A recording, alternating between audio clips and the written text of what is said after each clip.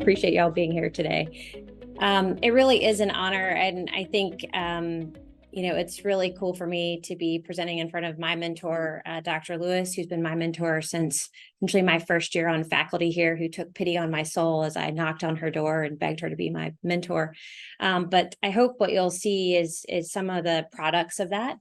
And I hope what you'll also see, I think what works really well is pairing someone who is very busy clinically with someone who has a great deal of expertise in statistics and epidemiology, and how you can take those two expertises and really mix them and do some pretty cool things. So excited to show you a little bit about what our group has been up to. So these are my disclosures. And this slide needs to be updated a bit, but essentially the magnitude of the problem remains. So in the United States, just to back it up for you, there are 37 million Americans who have a diagnosis of chronic kidney disease. And of those, about 600,000 to 800,000 at any given time are diagnosed with kidney failure. And of those, we average about 80 to 100,000 patients on the waiting list. And so you can see we have a huge problem, a huge disease burden. But what we know is we do, in fact, have a cure for end-stage kidney disease, and it's called kidney transplantation. It, in fact, is the gold standard therapy. And this is some work done by Wolf and colleagues many, many years ago. And really what you're looking at is a survival benefit curve. The dotted line would be your survival if you stayed on dialysis.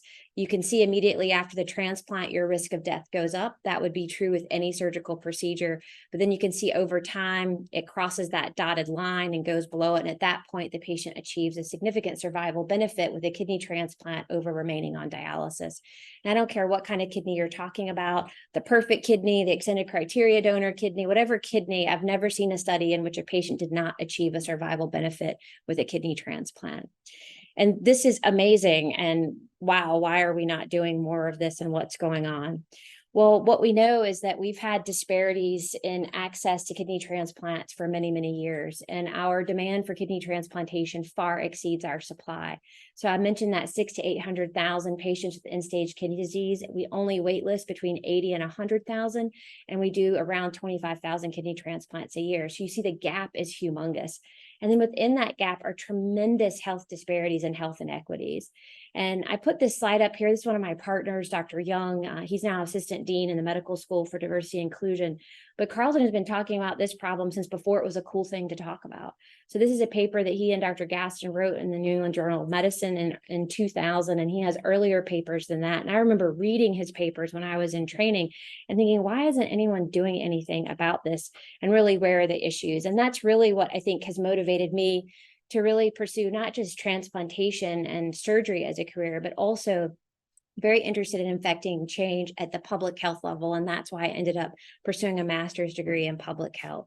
So what are our issues? Well, the first really sort of point of contact is being able to actually access the waiting list. And there are, in fact, disparities along this entire continuum. And so the first disparity you're going to see is referral for transplant. This is some really great work done by Rachel Patzer, who's now in Indiana, but had been leading the center in at Emory for this. And Rachel showed that when you looked at dialysis facilities in the lowest tertile of referrals, so they're referring fewer than 20% of their patients, that they had a greater likelihood of treating patients in high poverty neighborhoods. They had a greater patient to social worker ratio, and they were much more likely to be a for-profit dialysis center than not. And so that tells you then if you're in a poor area in a for-profit center, you're much less likely to be referred for transplant just for that reason alone. And we know that this disproportionately impacts ethnic minorities, particularly individuals who self-identify as Black or African American. We know this is important. Even the government recognizes it. Even the Trump administration recognized this. So for the first time ever in American history, we had an executive order on a chronic disease. In this case, it was on kidney disease. And really the goal was to incentivize transplant over dialysis. Now, you could make the argument he was a businessman and recognized this would save money, but nonetheless, I think was a great step towards this. And you can see all of the encouragements there to try to get providers to actually make referrals. Well, what we know is that even if you incentivize providers to make referrals by tying their referral to their payment, that still doesn't actually help your patient make the list. And so these are some data using the United States Renal Data System. And this is some hierarchical analysis. This was done by Doctors Arandi and Q. And what they did was they took an incident adult end-stage kidney disease population that was receiving dialysis between January 2012 and December of 2014. And they started with about 217,000 patients. And then using ICD-9 and 10 codes began to make exclusions that most transplant centers would agree would exclude someone from waitlisting. So if you have, for example, active alcohol or substance abuse, you would not qualify for waitlisting. If you're coming from a nursing home, you would not qualify for waitlisting. And when they did that, they got down to about 157,000 people should have qualified for waitlisting. But I just told you we only have about 80 to 100,000 that actually make the list. And what we found was after that, the most common reason for being excluded from the waiting list was actually your BMI. So as your BMI increased, the more likely you were to not be added to the waiting list. And so you can see that individuals with BMIs over 40 were much less likely to be added to the waiting list than individuals who had normal weight. And what was really interesting is that these disparities actually were sex-based as well. So if you look at BMI per BMI category, if you're a woman with a high BMI, you're much less likely to be waitlisted than a man with the exact same BMI. And why is that? Well, that's the study, some ongoing work that we're looking at right now. This is Salat Sheikh. She's one of our transplant surgeons, and she's very interested in implicit bias. And we actually are actually in the middle of collecting data on this with various vignettes using an implicit association test to try to understand when you look at a man versus a woman, do you give a man credit for being muscular and you look at a woman and think that she's fat? What is it that makes you okay waitlisting a man with a BMI of 40, but not waitlisting a woman? And is there anything we can do about it? And this is some great work done by Babak Arandi, who had been faculty here and has since gone on to do his obesity medicine fellowship at Cornell and has stayed in New York to practice obesity medicine. And Babak really had the idea and the thought of if this is really an issue, should we not be introducing bariatrics or obesity medicine in our practice to try to help these individuals wait list? And so we have some ongoing work. And so hopefully we'll be able to mitigate gender disparities as we better understand whether implicit bias plays a role and what role bariatrics or obesity medicine can play in helping with weight loss. But even if you are referred and you make the wait list, as I mentioned earlier, there's a huge supply and demand. And this is really the conundrum. So here's that big gap that I described. And so really the question becomes, how do you actually ensure equity in the context of a limited supply? That's really challenging. And I think for us as transplant surgeons, we often feel like we're the deck chair rearrangement officers on the Titanic. It's like, I only have so many, and how many different ways can I rearrange this sort of limited resource?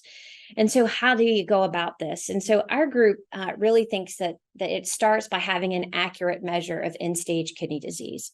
And this is some great work done by Dr. Reed. So Dr. Reed joined my group now 11 years ago. She had her master's, but with us, she went on to get her DRPH here with you kind folks, and is now an assistant professor of surgery in our group, doing health services research in transplant populations. And what Rhiannon demonstrated for the first time was actually an end-stage kidney disease belt. And you can see that in the dark blue, and it kind of follows the Gulf states. It's very similar to the stroke belt, the black belt. And what we argued is that this overlapping disease prevalence really underscores the need to consider disease burden in organ supply and demand. And it makes sense, right? So your disease burden not only defines your population that actually needs a transplant, but it also really impacts your supply, because in areas with high disease burdens, they don't necessarily have the same number of kidneys. And Rhiannon went on to show this. So this is some great work that she did using a multivariable linear regression model. And she looked at expected kidney donation rates per 100 eligible deaths. And she looked at the rest of the country compared to our Gulf state area. And you can see on the model on the left, which of course is not adjusted, you can see we don't fare very well. We have almost 4 fewer per 100 eligible deaths compared to the rest of the country. But if you move all the way over to the right, you can see that after you account for disease burden, you can see that we actually no longer statistically are different than our peers. And so that really suggests if you want to develop algorithms that will account for equity, you really have to account for disease burden to get organs to the areas where they really need them, because we certainly can't take kidneys from patients who have end-stage kidney disease and give them to another patient. That won't work. Rhiannon also demonstrated that it actually impacts organ supply. So we know that end-stage disease also impacts your ability to be a living donor. And when she looked at this, she demonstrated that the median rates of live donor kidney transplantation really vary from about 20 to 50% across our United Network for Organ Sharing regions, with the Southeast having the lowest rates of living donation. And that's where you see there in the dark purple, and then that star represents UAB. And what was interesting is when she looked at that, it overlapped also with worse socioeconomic status. So the higher your SES index, the lower likelihood you had to be a living donor. And that high SES index is defined by having a high prevalence of less than college education, lack of health insurance, a median household income of less than $15,000 per year, high prevalence of unemployment, and no internet use in the last 30 days. And that last line will become very important later in the talk. But what we know is that these low resourced areas are predominantly located in the southeastern United States. We know that they're less likely to be able to be a living donor. It overlaps with our disease burden. And so it overlaps with both our need as well as our supply. And then disease burden, as I keep mentioning, it impacts demand. So we know that end-stage kidney disease is greatest among ethnic minorities, in particular, individuals who self-identify as Black or African American. You can see there in the dark blue line that African Americans have an end-stage kidney disease adjusted incidence rate that's almost 3 times higher than their Caucasian counterparts seen there in the red line. So I've basically just told you these horrible things. And so what in the world is it that we can do about it? Well, I think there are a couple of approaches. The first I'm going to talk about is around deceased donor transplantation. So what are our options? Well, since we're in the fall and you're thinking about Thanksgiving, and this is your Thanksgiving table, I think you can think of it like this. First, we have to ensure that there's actually a meal at every seat. So if someone actually gets to the seat, they need to actually be fed, right? Right now, you get to the seat which is the waiting list, and you don't even get a meal. So we got to fix that problem. We have to find more organs. And the second is, we have to ensure that access to those seats is equitable. So how do we do that? And I'll walk you through a couple of examples of some of the things that our group has been heavily involved in. So the first goal would be to increase the supply and perhaps do that via policy. These are two of my colleagues. This is Peter Stock on the left, who is a transplant surgeon at UCSF, who I got to know during my training. Peter did the first NIH trial looking at transplanting HIV positive individuals. When Peter first did this, and when I was at Hopkins, we were a part of this trial, people thought that you shouldn't transplant an HIV positive individual because they're already immunosuppressed. So giving them more immunosuppression was thought to be a bad idea. Peter proved you could absolutely do this and that these individuals did well. Elmi Muller is a great friend who is a transplant surgeon in South Africa. She's now the dean at Stellenbosch University, but Elmi faced a different problem in South Africa. In South Africa, there weren't enough dialysis chairs, and still are not, for everyone to get a dialysis chair. And they actually have tiers for whether or not you qualify for dialysis. So if you're young and you're born with a congenital abnormality, you're in the first tier and you get dialysis. If you have a comorbidity like high blood pressure or diabetes, you may or may not get a chair depending on whether one's available. So think about that in the context of the US population. And then at the time, if you had HIV, you were actually denied a chair and you were sent home to die. And Elmi saw that as a huge problem. And 1 in 4 people that you meet on the street in Cape Town in South Africa have HIV. They have a lot of traumatic accidents and other things. And so she was seeing these individuals come through and brain dead individuals who are HIV positive. And she thought, could we actually procure organs from an HIV deceased donor and transplant an HIV positive person? And Elmi was the first in the world to do this. Why does all of this matter, and why do I care? Well, as I said, I grew up at Hopkins and I had become very accustomed to transplanting HIV positive individuals. And then I took my first job, which was here at UAB. And I landed here and I realized that the HIV epidemic had changed substantially. So you can see here, the darker the color, the higher the case rates per 100,000 persons. And this is only intensified. And that's because the HIV epidemic has really shifted. So in the 1980s, when you first were learning about HIV, it was primarily along the coastal cities. You may have remembered the movie Philadelphia. You're thinking San Francisco, and primarily you're thinking of homosexual men. It's completely changed. The largest rate of growth right now is in the southeastern United States among heterosexual African American or Black women.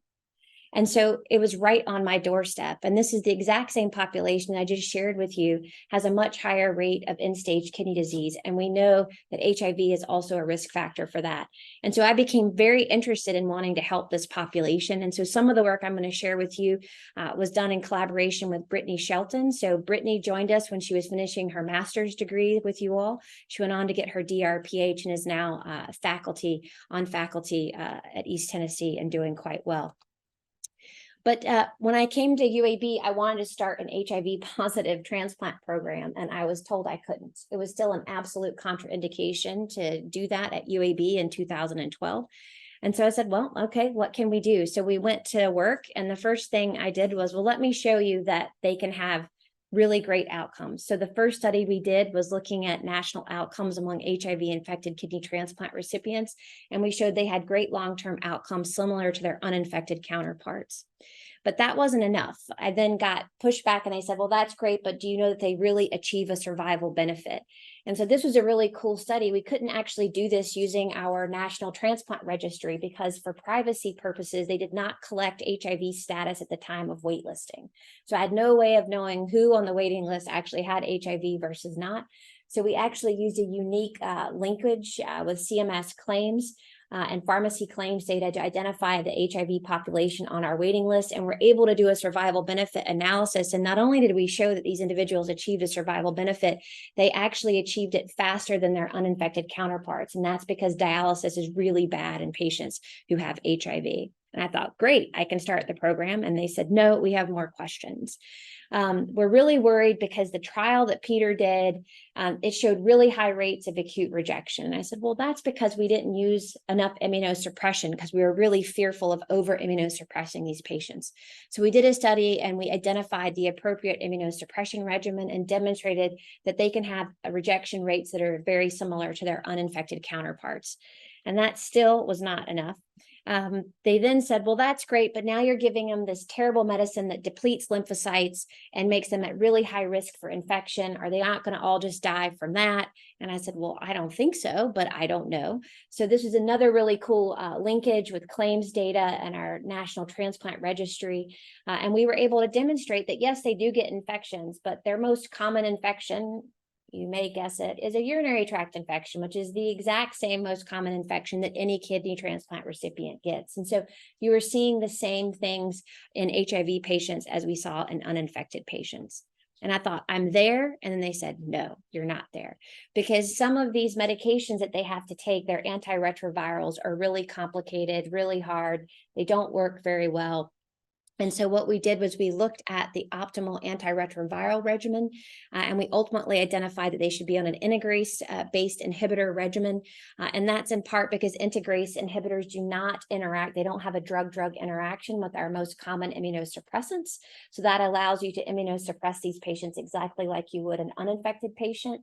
And so that makes providers much more comfortable. And I thought, yes, we're almost there.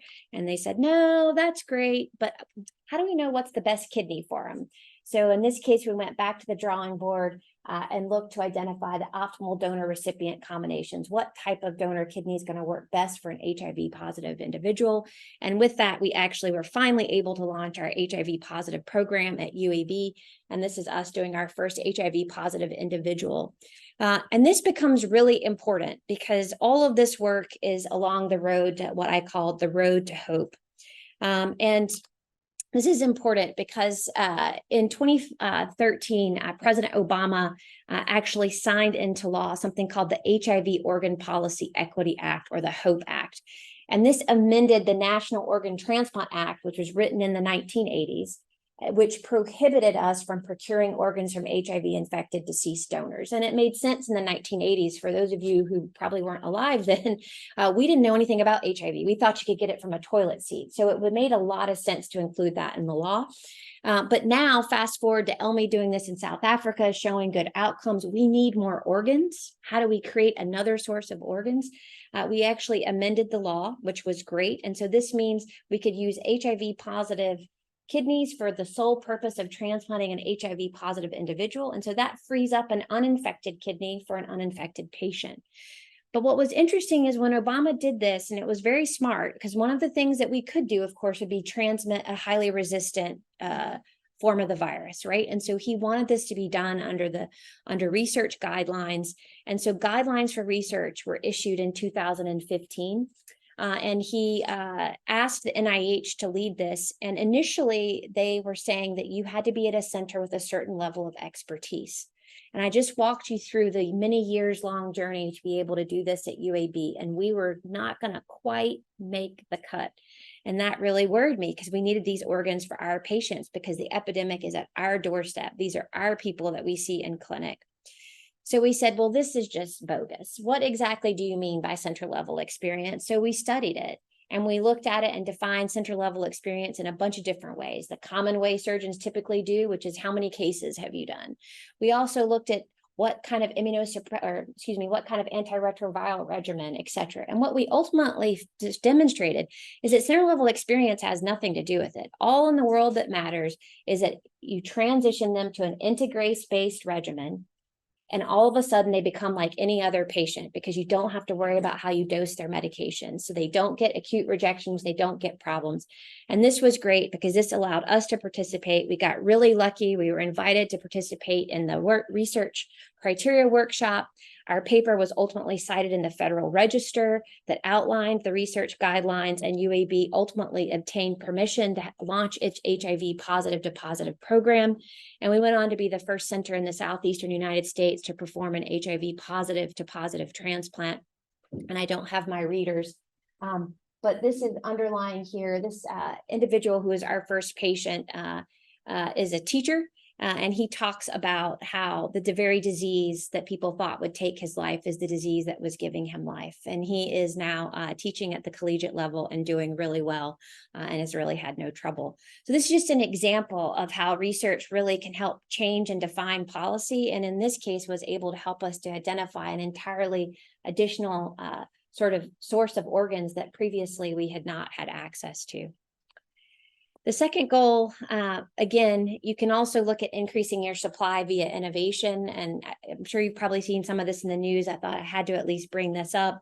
But this concept of actually using xenografts, so where we take a pig in this case, and pigs are great because outside the food chain, they live 30 years. So their kidneys should last 30 years. They reproduce a lot. They have pretty big litters and they grow really quickly. So when you think about scalability, and as it turns out, they have kidney function that's actually quite similar to a human. And so we've taken these pigs and they've been genetically edited to sort of humanize them. And we've been studying them in a non-human primate model, and we've been able to demonstrate life-sustaining renal function in that model. But that model has had some critical knowledge gaps around the transplant process, immunologic compatibility, disease transmission, et cetera. So with that, we launched the human model. It's a preclinical human model in which we have leveraged brain death to be able to transplant these pig kidneys into an individual who is declared brain dead, whose family came forward, and for them to be a donor for the purposes of organ donation, for transplant, or for research. In each of these cases, their organs could not be placed for whatever reason, and the family still wanted to honor their wish to make a difference, and so they enrolled them in our study. And it's really allowed us to accomplish a couple of things. So we were able to, one, perform the first ever clinical grade genetically edited pig kidney into a human decedent model. We have at UAB established what's called a pathogen-free facility. So yes, I also run a farm in my free time. It's about 30 to 45 minutes from campus, and it's where we raise, breed, and house these animals, and we can ensure what their pathogen status is so that we know we're not going to transmit a disease to anyone, which is great.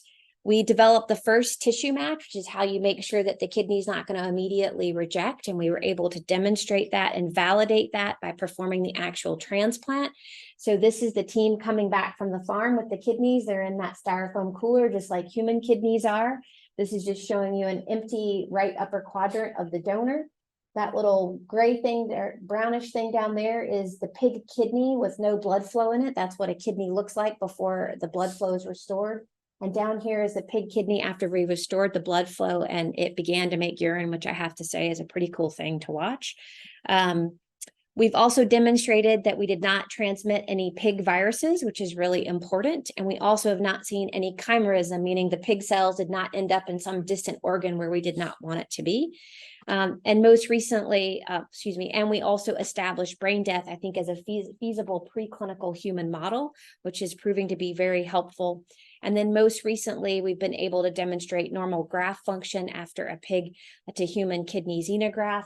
So in this case, the decedent was an individual who actually had chronic kidney disease stage 2, who had developed acute kidney injury at the end of life and was being maintained on continuous renal replacement therapy, a form of dialysis. So we stopped dialysis, we removed the decedent's native kidneys, and at that point, the serum creatinine peaked at around 4. We then transplanted the xeno kidneys, and you can see the black line is the serum creatinine, and it natered at 0.8 and ended at 0.9.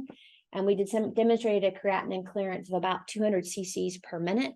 For context, to be a live kidney donor, you have to have a creatinine clearance of greater than 80. So the pig kidneys are more than sufficient, we think, to provide life-sustaining renal function for an adult human. So this is another example of how we are trying really hard to impact supply and find more organs to go around.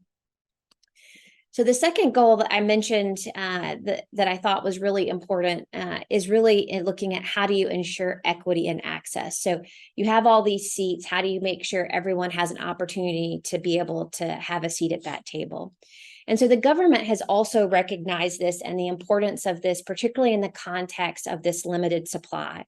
And in fact, given the difference in supply and demand, the federal government declared that allocation rules were needed. So how we actually decide who gets an organ. And this is under something called the final rule. And the final rule actually mandates that there can be no disparities in transplantation based upon race, gender, or geography. And so really what they were saying is that there has to be equity in allocation. And this is really important because I think people get this wrong all the time, particularly the government. There is a huge difference between equality and equity. What I'm saying we need is equity. And this is one of my favorite pictures. And really your viewpoint and what side of the fence you're looking at really matters. So if you're on the opposite side of the fence, you may not even realize that there's someone who's trying to see the game who can't. But you can see there are 3 individuals here who are trying to see the game, and we have 3 boxes for them to stand on. Equality would be taking 1 box and allocating it to each person. But you can see when you do that, only 2 out of 3 people actually get to see the game. What equity acknowledges is that some people are going to need more to get them where they're going than other people. And so you can see we had to not give a box to the guy on the left, and we had to give 2 boxes to the guy on the right. And now all 3 people can see the game. And this is what I think we need in transplantation. And this is why understanding disease burden is paramount if you actually want to introduce equity into allocation, because you're going to have to give more to the areas with the greatest need. So this gets into the weeds a little bit, but I think is really important to understand. So in transplantation, organs don't last forever once they're out of the body, whether you're taking them out of a deceased person or a living person. So we worry about something called cold ischemia time, or how long the kidney stays on ice trying to get where it's going. So in general, because of that, we try to allocate organs locally first. Then if no one wants them locally, we go regional, and then we go national, again, designed to limit cold ischemia time. Historically, we defined local by something called DSA, or donor service area. And you could see we had 58 donor service areas. And you can see most of them were roughly in the shape of a state. And for Alabama, it was our state. Okay. So people looked at this and they said, well, this isn't fair. There are geographic disparities in this. It's not okay that just because I live on this side of the state line, I have access to the kidney, but if I live on the other side of the state line, I don't have access to the kidney. So a huge movement was undertaken, and we decided to redefine local. And they started looking at nautical miles. So hopefully we're all birds. And if you live in a city that's near the ocean, hopefully whales and sharks can give you kidneys, because it is literally, they took a compass and drew a 250 nautical mile circle, no matter where you live, which is problematic for all sorts of reasons. And all of you all who are incredibly smart in this room are looking at this and going, but isn't this a geographic boundary? How is a 250 nautical mile circle any different than the example I just gave about the state line? If you're on one side or the other of the circle, aren't you just sort of in the same problem? And I would argue yes. And more importantly, I would argue that the metric that they used to define geographic inequities was actually flawed. And so the transplant rate is the metric by which these disparities have been defined and quantified. And the Organ Procurement and Transplant Network defines transplant rate as the number of transplants performed per 100 years of waiting time. Rough rule of thumb, at a given center is the total number of transplants performed in a given time period divided by your waiting list. That's right, divided by your waiting list. So what is the critical assumption? Well, the first critical assumption is that your wait list actually accurately reflects the end-stage kidney disease burden. So you're assuming that that transplant center is actually serving the population they're supposed to serve. So that's the first assumption. And so again, in other words, vulnerable populations that need transplant most actually make it to the list, and once listed can be offered kidneys for transplant. So I said the denominator is the waiting list, but what you should know is that the waiting list consists of two populations: active patients and inactive patients. So only active patients can actually receive an offer for transplant. If you're waitlisted, but you're waitlisted inactive, it's just as good as not being on the waiting list, but it is the denominator. So transplant centers can game the denominator by putting a bunch of people. In fact, we could sign all of you up right now and put you on my UAB list. You'd make my denominator better. You'd make my transplant rate look worse. And according to this new system, that should funnel me more kidneys, right? So you can see how gameable and how flawed this is. So point one, I would argue that wait lists absolutely do not reflect the end-stage disease burden. You've seen this hierarchical exclusion analysis before, and you've seen this end-stage kidney disease belt. And what's really important is if you look at the wait list and you look at eligible patients per million adult state population, and then you look at the waiting list on the y-axis, what you should see is a bunch of centers and states in the right upper quadrant, right? Because if you have a bunch of eligible patients, you should have a waiting list that reflects that. But what you see is that that's not the case at all. There are very few states, thankfully ours made it. There are very few states that are actually serving the population based on their disease burden. So the waiting lists absolutely do not reflect disease burden. They do not reflect the patients who need them the most. Importantly, as I mentioned, access to the waiting list does not mean access to transplant. And this is some great work done by Vanita Kumar, one of our transplant nephrologists. And she looked at total inactive time by your social vulnerability. So as you move from left to right on the x-axis, your social vulnerability index increases, which primarily impacts ethnic minority populations. And as you become more socially vulnerable, you are more likely to be on the wait list as inactive. So we're not serving the patients who need these kidneys the most. And so longer inactive time is absolutely associated with a higher social vulnerability. And I think, again, introduces greater disparities, and another reason why the system is not equitable. So the other mandate in the final rule is that transplants are supposed to be allocated to the sickest patients first. So in kidney transplantation, what we have for defining sick is how long you've been on dialysis or dialysis vintage. And this is some great work done by Robbie Cannon and Doug Anderson. So Robbie, they're both transplant surgeons with me. Robbie's on his K and studying geospatial analytics. And he looked at transplant rate versus end-stage kidney disease burden. And basically, if you look at those royal blue, what you're looking at there are areas that have low transplant rates and high disease burden. So in fact, there are huge geographic inequities, right? So we're not getting these kidneys to the patients who need them the most. We should be doing 600 kidney transplants a year at UAB, and we simply don't have enough. And as I mentioned, and coming back to this, redefining local will not solve this or fix this transplant rate variation. So as I mentioned, the donor service area, I'm going to pick on the island of Manhattan for a minute. So that's what you're seeing in the far left box. A blown out picture there is showing you the island of Manhattan within its donor service area, which is sort of that reddish color. And then there's what it looks like now, with local being defined by this 250 nautical mile circle. Again, your hose when you're next to the ocean. But what's interesting is changing from a DSA to a nautical mile made absolutely no difference. Why? Because we've known forever that transplant rates vary widely within the same donor service area. Because what determines the most whether or not a patient gets transplanted is whether or not I, as the transplant surgeon and accepting transplant center, actually accepts an organ offer on behalf of that patient. That's what defines it more than your geography. So in this example on the island of Manhattan, you can look at the transplant rates per 100 person years, and you can see that the transplant rates vary between 5.9 and 33.5. And those two transplant centers are literally only 3 nautical miles apart. So what matters for that patient is when they pop up out of the subway, do they go left and go to the transplant center that has a rate of 33.5, or do they go right and end up at a transplant center with a rate of 5.9? So again, we're changing all of these things and we're not actually focusing on what actually will make a difference and move the needle for our patients. So why do we see transplant rates vary? Because offer acceptance practices vary. So in this exact same example, you're looking at the exact same transplant center. So that transplant center with that low transplant rate has an organ offer acceptance ratio that's 78% lower than where they should be, right? And then the transplant center with the transplant rate of 33.5 has an organ offer acceptance ratio that's almost 4.5 times its peers. So this is what we need to be focusing on. These are how we make changes. And so we have been advocating very strongly around this. We think more allocation changes around geography really make no sense when you have a flawed metric and you're not actually addressing where the inequities are occurring, and it's occurring at the transplant center level. And we think there needs to be greater accountability.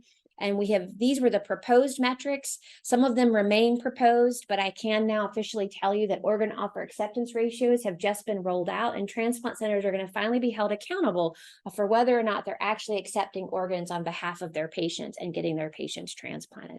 So really exciting things. So that was a lot on deceased donor. I'm going to switch gears for a second to living donor kidney transplantation and how we can make a difference there. So what's important to note is that minorities are much less likely to achieve live donor kidney transplantation than their white counterparts. So you can see here, looking at live donor kidney transplantation, the dark blue line at the top are whites, and that sort of lighter blue line at the bottom are individuals who self-identify as Black or African American. And this is some great work done by my colleague Tangela Purnell at Hopkins. And it just really highlights, I think, another area where we have a huge gap and part of why we see such disparities in access to transplant. Well, we wanted to understand this better, and we were very interested in how community level factors might actually influence this. And so this is some great work done by Cosette Killian, who's a general surgery resident with us and was on our T32.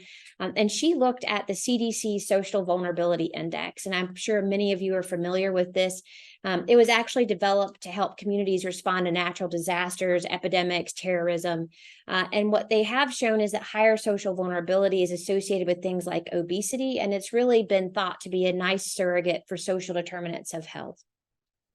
And those are the 4 domains. So this is looking at Jefferson County. And so the darker the color, the more socially vulnerable the area is. So not surprisingly, the area around Birmingham is much more vulnerable than what you're seeing in the surrounding areas like Mountain Brook. And these are the 4 domains: socioeconomic status, household composition and disability, race, ethnicity, and language, and then housing and transportation. And so what Cosette did was using a crosswalk file with zip codes, we were able to link this to our national registry. And what she demonstrated is that the greater your community's social vulnerability, the lower your probability of achieving live donor kidney transplantation. So on the x-axis, you're moving from least vulnerable to most vulnerable. And on the y-axis, you're looking at the predicted probability of achieving live donor kidney transplant. And you can see that it decreases substantially as you become more vulnerable, or come, from a more vulnerable community. But what was most disturbing is that when we looked at this by race, it persisted. So if you look at this, If you're African American or Black, independent of your social vulnerability, you are less likely to achieve live donor kidney transplantation, just based solely on the color of your skin. And I show this in part because it's kind of funny, because of course I'm nothing like Michelle Obama, but she's far more accomplished. But what I would say is that we both come from probably the least vulnerable category. And yet, simply by the color of her skin, she is less likely to achieve live donor kidney transplantation if she were to need one than I am. And so why is that? And there are a lot of things that I think play into that. Again, we have some ongoing work around implicit bias. But one of the issues that I think may play a role is difficulty in identifying living kidney donors. And this is some work that started during my time at Hopkins, and it's related to something called the Live Donor Champion Program, and some great work done by Jackie Garanzik-Wang, in which she really sort of talked about potential recipient and donor factors in terms of having difficulty identifying living kidney donors. And when I first came here, we had tried sort of this champion program for a little bit, where you help people identify an advocate, and then that's supposed to help them find donors. And it just flat out didn't work. And so when I was first working with Beth over, and when I was the minority health research training fellow, or whatever we were called. I don't remember what we were called at the time. But anyway, I met Dr. Q over there. We were in the program together. And I had been at a search committee actually, and got to sit next to Ed Partridge. And he started talking to me about the Cancer Center Navigator program. And I thought, well, maybe that is help. Maybe that's something we need to look at. Maybe it's not just that you need an advocate. Maybe it's navigating the health system. We need to get some more data on this.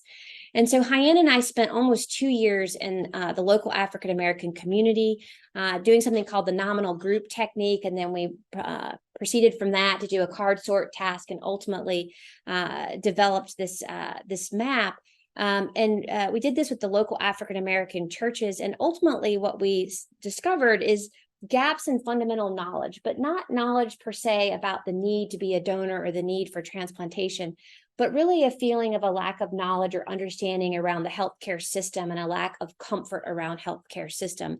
And it was that, along with talking with Ed Partridge, that really sort of thought about developing what's called the Living Donor Navigator program, where we really combined what the Champion program had done, where we help people identify advocates so that they can separate that ask, so they're not the ones making the ask. But we pair that with systems training, where the navigator then helps potential living donors actually navigate the entire health system. And you can see that here. Here are two of our navigators, Beverly and Daji, who are amazing. We've since gone on to study this, and we've demonstrated that our Live Donor Navigator programs associated with a 7-fold increase in the likelihood of live donor kidney transplantation. And this is particularly true for our African American and Black patients. And in fact, that's how I met Alexis. I actually transplanted her mom, and Alexis was finishing undergraduate here at UAB and needed a job. I said, hey, I need a research assistant. Why don't you come work with me? She's since gone on to get her MPH here with you all, and she's now a DRPH candidate with you all, and still working with us. And I am very hopeful to hire her as faculty when she's done. But Alexis made a really unique observation with our Living Donor Navigator program. And she said, you know, Dr. Locke, all these folks I'm approaching want to participate, but many of them can't. And when I ask them why, almost universally they say because they can't physically get to us for the in-person classes. And she's like, I think we've inadvertently created a geographic disparity. And so you can see there, the yellow dot is UAB.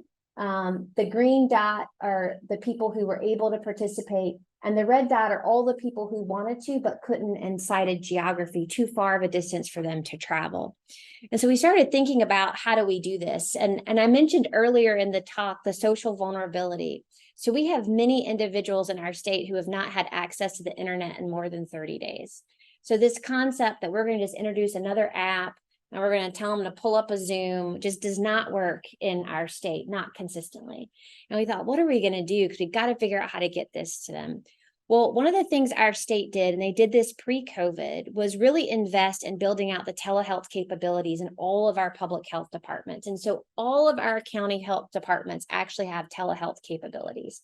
And it turns out that most of these patients live within just a few miles of a health department. And so we partnered with the Alabama Department of Public Health, and we right now have an R01 trial looking at what we call telenavigation, and we're trying to demonstrate that the outcomes are just as good with telenavigation as they are with in-person. And then our hope is that this will be accepted more widespread and the insurers and payers will begin to pick this up. So hope to tell you more about that in the not too distant future. And again, keep your eye out for Alexis. She's awesome. So that's one way that we're trying to affect change with living donation. Doesn't want to fast forward here now. There we go. But in addition to having difficulty identifying a donor, it's also important to understand the other reason there may be differences in live donor kidney transplant rates is that there are race and sex-based disparities in something called sensitization. So for those of you who aren't transplanters, sensitization is basically this recipient state that in which you have circulating antibodies in your bloodstream. It's really a reaction to foreign antigen or foreign things. So for context, when you get a bacterial infection, your immune system reacts to that by forming antibodies so that if you see that same bacteria, you don't get as sick the next time, okay? In transplant, this is bad. So when you get antibodies, you're developing them to other tissues, and those are the things that can then attack the new transplant. So the higher your sensitization, the harder it is for you to find a perfect match, all right? So we measure sensitization through something called the panel reactive antibody. It goes from 0 to 100, 100 being the worst. And a rough rule of thumb is if you have you take 100 and subtract your PRA. So if you have 100% PRA, the likelihood of you finding a perfect match and achieving transplant is 0. And so how do you get sensitized? So I mentioned through transplant, right? That's foreign tissue. Blood transfusions, that's another thing, right? That comes from a different person. But what is unique thus far to the female birth sex, and I say that because we do have a uterus transplant program, but to the female birth sex is in fact pregnancy. And during the process of pregnancy, you are exposed to your partner's tissue, right? Because the baby is 50% partner, 50% you, right? So this is something that is unique to women. And Paige Port, who's in our group and the head of our uterine transplant program, is studying this. And she has demonstrated that the burden of sensitization does in fact differ by sex. And you can see that women are much more likely to have a higher PRA than their male counterparts. And when she looked at exposure history, it was really pregnancy that's driving that difference. So it's not prior transplant or transfusion, but it's pregnancy that's driving these big differences in sensitization between men and women. And Paige went on to demonstrate that women were much more likely to be incompatible with more than one living donor. In other words, they have people coming forward, they just don't match them.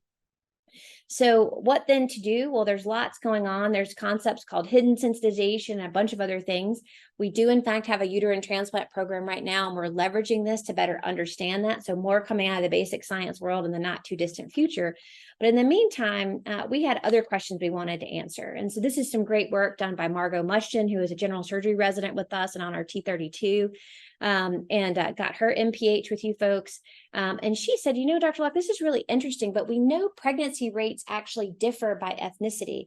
So ethnic minorities are more likely to have multiple pregnancies. And one of the things we know is that with each pregnancy, your sensitization increases. And she said, I'm just curious, you know, do you think that the fact that we launched that incompatible program all those years ago, where we looked for creative ways to get around these incompatibilities, could that have actually helped mitigate some of the race and sex-based disparities that we see?